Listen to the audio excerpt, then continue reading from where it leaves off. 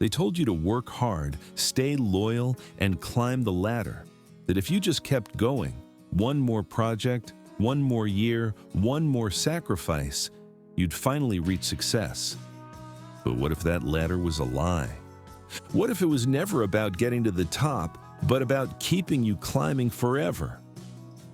In this video, we're going to break down the truth about the corporate ladder, how it traps you, exploits you, and sells you a dream that leads straight to burnout. You'll see why some people get stuck at the bottom, others feel empty at the top, and many never even find the ladder at all. If you've ever felt like your job was draining the life out of you, this is fog of work. And this video is for you. You were told to climb, keep your head down, work hard, be patient. There's a ladder, they said. A clear path upward if you're disciplined, loyal, and just good enough. But nobody told you who built the ladder or where it actually leads. Because here's the truth. The ladder was never made for most of us to reach the top. It was made to keep us climbing, to keep us too busy to ask why we're climbing at all. What if the finish line is just another cubicle? What if the reward is more pressure, not more peace? And what if, despite all your effort, you're no closer to freedom than the day you started? The programming begins early. Sit still, line up, raise your hand, compete, obey, perform your duties. From kindergarten, we are conditioned to chase external validation. Gold stars, report cards, participation trophies, until grades turn into job titles and teachers are replaced by managers. The rules don't change, they just get more expensive. You're taught to believe that success is linear. School, college, job, promotion, more prominent title, retirement, a narrow path where your worth is always measured by how high you've climbed, not how much you've actually lived. Somewhere along the way, work stopped being a part of life and became the point of life. Even worse, we start internalizing our productivity as our identity. If you're not ascending, you must be failing. If you're not exhausted, you're not trying hard enough. This isn't ambition, it's programming. The corporate world loves to preach meritocracy. They say the best rise to the top. But in reality, it's not about who works hardest, it's about who plays the game. The Steves and Annas of the office, the yes men, the tireless overachievers who volunteer for everything, they get used, not promoted. They cover extra shifts, stay late, do the dirty work, and watch others climb past them. Meanwhile, the real climbers are laughing with management, attending team lunches, mastering the art of politics, and managing visibility. Promotions rarely reward competence. They reward compliance, likability, and strategic obedience. And when that doesn't work, corporations distract you with false icons, fancy titles that come without raises, stretch opportunities that stretch your time, not your paycheck, weekly bagels, branded mugs, and internal awards no one outside your company cares about. It's all theater, symbols of progress without the substance. You stay because the illusion feels safer than questioning what you're chasing. Why don't more people walk away? Because the system is brilliantly rigged to keep you climbing, not with whips, with rewards, warnings, and fear. Fear of financial instability.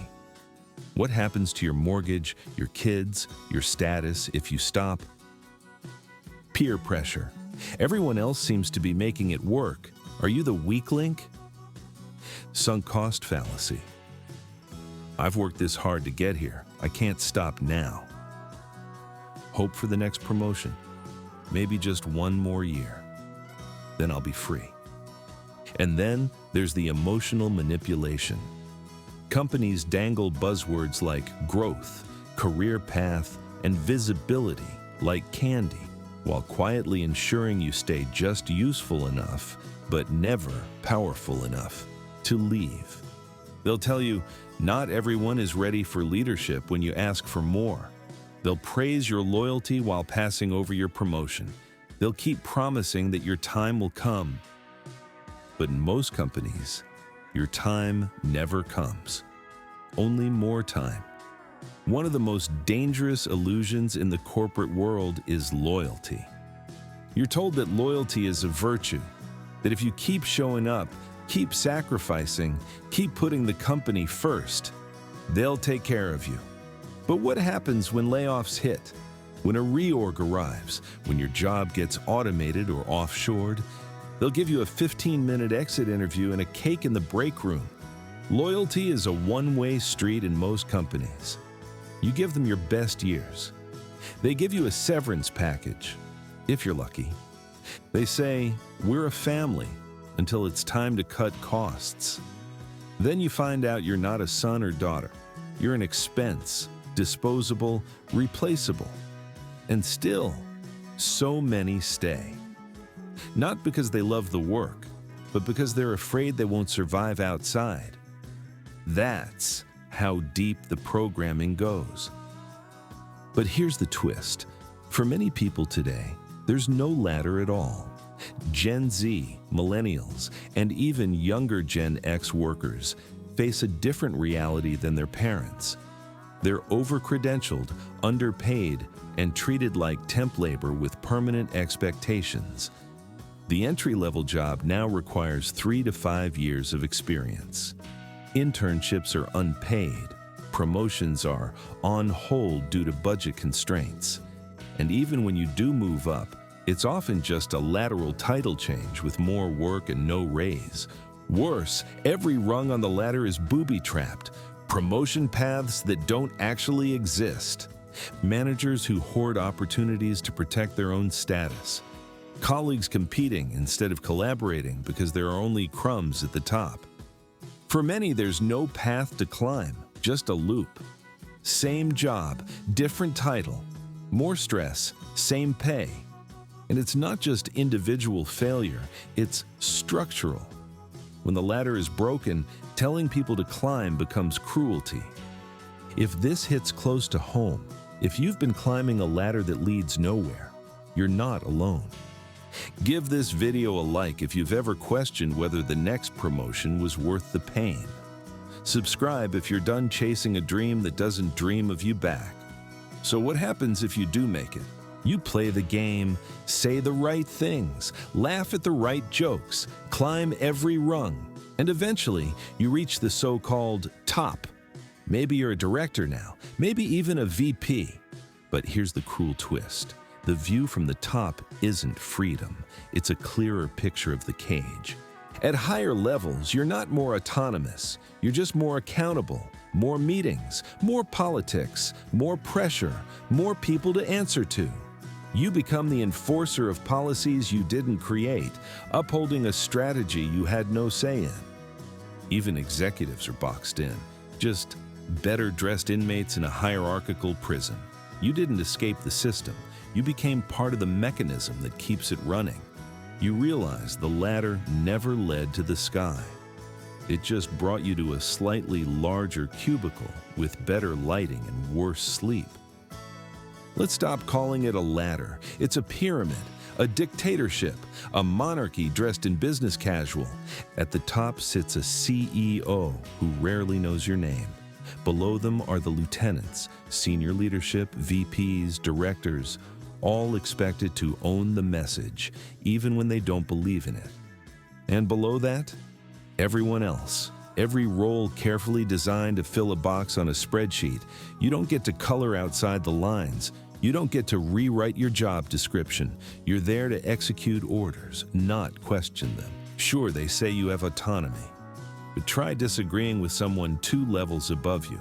Try proposing a radical idea that contradicts the company's direction. Try saying no to a task that isn't technically your job. See how fast the illusion shatters. You don't have autonomy. You have the illusion of choice, limited to the color of your desktop background or whether you join the meeting with video on or off. You get to feel involved, just enough to stop asking who's really in charge. This isn't leadership development, it's behavior conditioning. If you've climbed long enough, you start to notice it.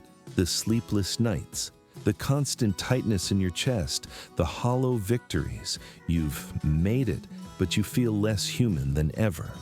You smile through Zoom meetings. You say, "Happy Monday" while dying inside. You refresh your inbox like it might finally tell you who you really are. But the truth is, you've become someone you don't recognize.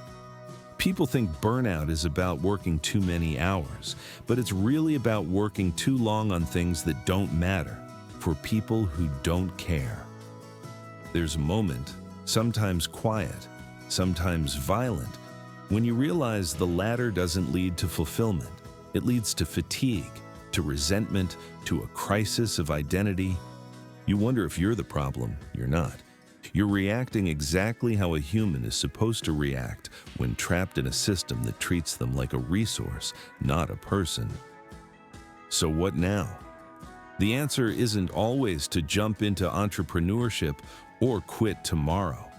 That's just another fantasy sold by a different side of the internet. Not everyone can or should become a startup founder or lifestyle guru, but real growth, the kind that heals, not just hustles, might mean stepping off the ladder entirely. It could mean lateral movement, shifting into a role that offers time or creativity, not just prestige. Mini retirements, taking sabbaticals or breaks that give your life back to you. Skill stacking, learning things that open up optionality, not just promotions. Part-time work, remote work, contract gigs, trading status for space, redefining success, choosing peace over performance. Because climbing only feels like growth until you realize you're climbing in circles. Maybe this is the part they never wanted you to realize. You don't owe your employer your ambition. You don't owe the system your identity. You don't have to climb something that was designed to break you. You can stop. Not because you're lazy, but because you're finally seeing clearly. The corporate ladder survives because people believe it's the only way up. But sometimes the real path forward isn't vertical at all. It's internal. It's invisible. It's yours alone. Let them keep their rungs. Let them measure success in job titles and bonus brackets. You measure it in freedom, in mornings that aren't rushed, in work that doesn't kill your spirit, in a life that feels like your own. What if freedom wasn't waiting for you at the top, but outside the building entirely? Maybe you've already felt it, that quiet suspicion that the system is rigged, that your career path is actually a cage path, that you were never meant to spend your best years chasing a promotion that steals your peace. So what would happen if you stopped climbing? Let me know in the comments. I always review every one of them. This is Fog of Work, a place for the people who see through the illusion and want something real instead. Subscribe if you're ready to stop climbing and start living. And check out the next video. I promise it'll make you think twice before logging in tomorrow.